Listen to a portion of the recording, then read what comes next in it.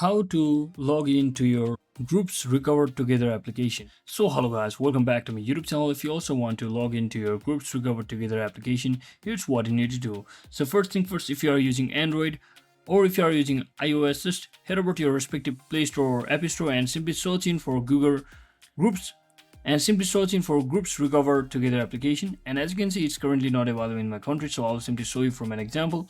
So once you successfully tap on the install button to successfully install the application, you will be prompted to log into your account before proceeding with the main screen or home screen of the app itself.